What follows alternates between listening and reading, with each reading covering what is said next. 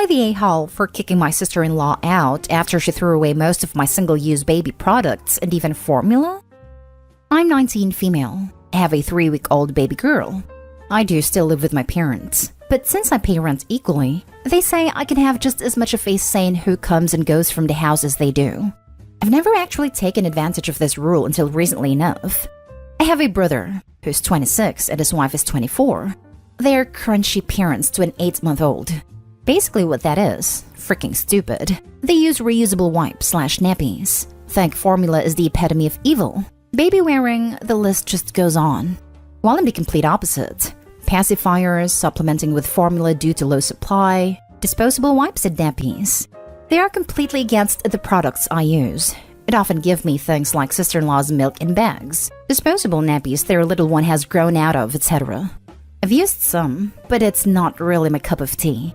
On Monday nights, my brother and sister-in-law were minding my baby for me since it was my birthday, and my baby's father, not together, very close friends and co-parents, took me to get some dinner in one of my favorite fast food places. It was great and really relaxing. When I got home that evening, my sister-in-law said that she did some cleaning and threw out anything I don't need. This immediately gave me red flags, but they were in a hurry to get out the door and left almost immediately. When I went into the nursery, every disposable nappy and wipe pack was gone and replaced with some reusable cloth ones. Same with my formula. There were 8 tubs and all of it was gone. I'm not able to replace them at the moment, and solely breastfeeding isn't sustainable for us. I was extremely angry, and I just turned my phone off to avoid being mean to my sister-in-law.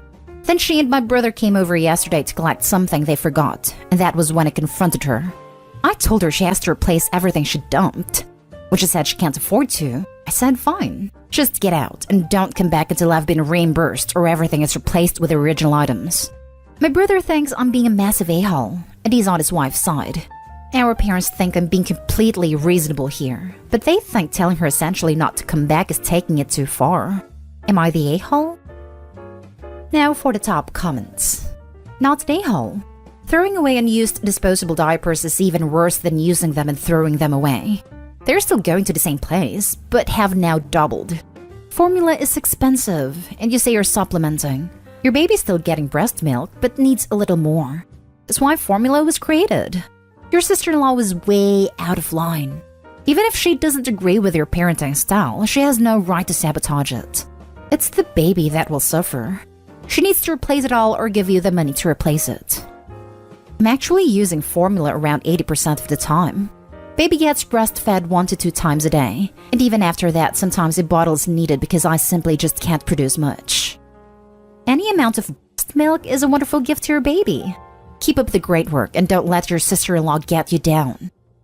Breastfeeding advocates are extremely judgy. It's a cult. I did it for a year and was almost defeated by books promoting the notion that there is no such thing as low supply. I had plenty of milk most of the day, but my supply was indeed low in the evenings. That was not in my head. It was real, but they're not above mind games. I recall the trauma of my evening failures, crying because I'd come to believe the formula was poison and I was poisoning my baby. Obviously, I woke up to reality eventually. I encountered this, and I nursed for 2.5 years. I started giving kiddos some whole milk in a cup around 9 months. In one group I was in, you would have thought I'd fed them a couple shots of insecticide. OP, fed is best. Bottle or otherwise is irrelevant. So she saved the environment by throwing away all of your supplies? Makes sense. Not a-hole. And your sister-in-law has a screw loose. I'm sure she has a replacement screw somewhere. It's reusable after all. Although I think she might need to replace all of them. I'm sorry, Obi, but your sister-in-law is out of her mind. Talk about waste. Next story. Am I the a-hole for telling my husband that his bereaved brother has to leave after he made my son wet himself? Hear me out, please. My husband's brother Ryan lost his late fiancée to brain cancer 10 months ago. It was a tremendous loss, and he struggled a lot with grief and stopped working or seeing family and friends. My husband and I helped with many things. We sent Ryan meals and clean clothes, but he never touched them. He used to live at the apartment he and his fiancée lived in, but he couldn't bear even sleeping there because he said everything reminded him of her. So he asked if he could move in with us till he could sell the place.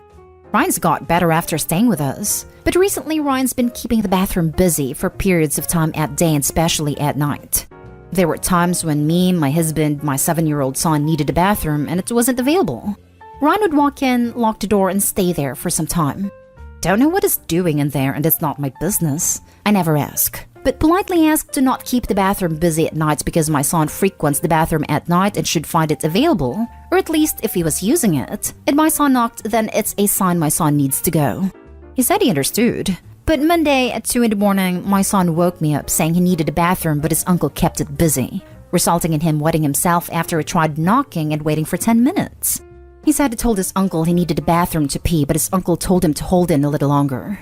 I was pissed after I cleaned my son up. I talked to Ryan in the morning. It argued about ignoring my son's need to use the bathroom and turning him away and making him to wet himself.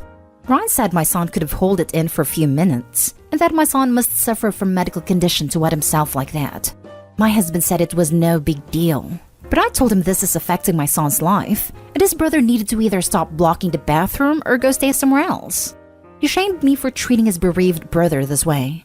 But I asked him if he was okay with our son developing health issues by wanting him to hold in all the time. He said his brother's struggling with grief, in need of space, but I was too hard on him over a small issue. I insisted that he leaves, and my husband said I'm usually overreacting. Am I the a-hole? Not the a-hole. Possible substance usage. Your brother-in-law will traumatize your child if you continue to let him live there. At least for your child, stand your ground and have him move to another place and get him the help he needs. Also, your husband is an inconsiderate a-hole for jeopardizing your child's health. Having to hold pee can cause many problems. He's probably staying out of his brother's way out of respect, but 10 months on is when he needs to intervene or get him outside help. Not the a-hole. What a sad situation. To be honest, I'd be willing to bet a month's rent that your brother-in-law has become addicted to something while trying to deal with his grief. I think he's hogging the bathroom to use. It's a super tough situation, and I feel for your brother-in-law. But it's only natural that your child comes first. You wouldn't be an a-hole for kicking him out. Maybe it's time to ask him what he's doing in there. Make a plan based on his reaction. Get him some help, maybe. It never even dawned on me that it was drugs, but I bet you're right. Not the a-hole. Epi, it's time for your brother to get professional help. After 10 months, either he's not learning to function with his grief, or he has found other means to cope, but both of these ways are having negative impacts on a young child.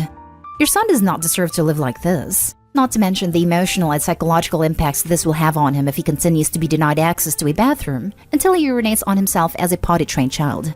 Your brother-in-law needs help, and he needs to get out of your house, into a place, whether it's another family member's home, a facility, a roommate situation, whatever, where he can get the help he needs without placing your son in such an awful position.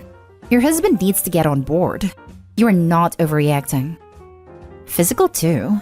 Holding in urine can cause all sorts of medical issues, including infection. Now for the next story. Am I the a-hole for not grounding my stepson for not eating my mom's food and talking back? This might sound weird, but my stepson Joey talks like a grown man. He's 9, but oh my, he's such a gentleman. He has a smart mouth and talks in a witty manner, and he has a personality of a 30-year-old. Admittedly, he takes after his father and picks on a lot of what his father says.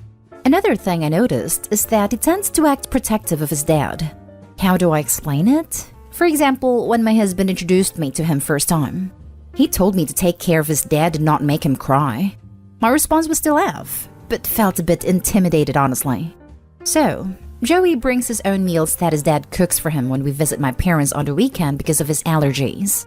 Mom complained about it, saying we were spoiling him rotten by letting him disrespect table manners and not eating what's presented at the table. I explained that Joey isn't doing this because he's a picky kid, but he has food allergies and intolerance, so she should understand that. But every single time we visit should give us grief because of it. Last weekend we visited for dinner and there were formal guests. Joey brought his own meal and joined us to eat at the table. Mom saw his plate, got up from her seat and said, "No, you don't. You're eating what I cooked tonight, mister." My husband gave her a look. I told her to stop, but she said she got this, then proceeded to grab Joey's plate. Joey moved it out of her reach and said no. I said, "Mom, leave him alone. But she threw a fit and lectured me about how Joey's being spoiled and will be fine if he ate what she put on the table. She tried to convince Joey to hand her his plate, but he refused. She tried guilting him, saying Grandma will be upset if he didn't eat what she cooked and will cry because of it. That's when it told her in strict voice, "Cry me a river, build a bridge, and get over it, lady. I'm keeping my dinner." She was shocked, but everybody else started laughing. My husband's face turned red and he just paused. Mom walked into the kitchen and was so upset.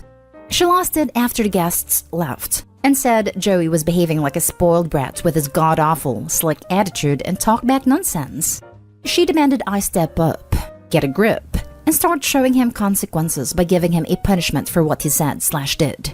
I told her he has allergy and cannot eat her food, period, and nothing's gonna change that. She got more upset and claimed I avoid punishing Joey just to please my husband. She literally cried, saying she got embarrassed in front of guests, and I should punish Joey for his attitude towards her, but I refused. My husband wanted to apologize, but I saw no need of it. She hasn't been speaking to us ever since. Now for the comments. Not Day Hall. I told her he has allergy and cannot eat her food, period. I'm assuming that Grandma doesn't cater to his food needs. I'd just stop visiting Grandma if she's upset about him not eating food that can harm him. If she wants to see him, she can meet at your house where he can eat food that he is comfortable with. Sounds like the kind of grandma who'd feed him something that he's allergic to on purpose just to see. But Grandma's right. You do need to show the spoiled brat that there are consequences for their actions. She just needs to understand that she is the brat. No more visits to Grandma's. Not Day Hall at all. Food allergies are nothing to mess around with, and your mother needs to understand that. She wouldn't listen to first, or second, or third time. Both you and your stepson said no, and then she tried to emotionally manipulate Joey. This is 100% on her, and she should honestly be ashamed. Which is the point at which the father and Opie both should have stopped bringing him over there and inflicting this on him. Not Day Hall. She embarrassed herself. Joey sounds like a legend. Good on him for standing up for himself, although that is actually your task, not his. Right? I'm saving that clap back for future use. Lol. Brilliant.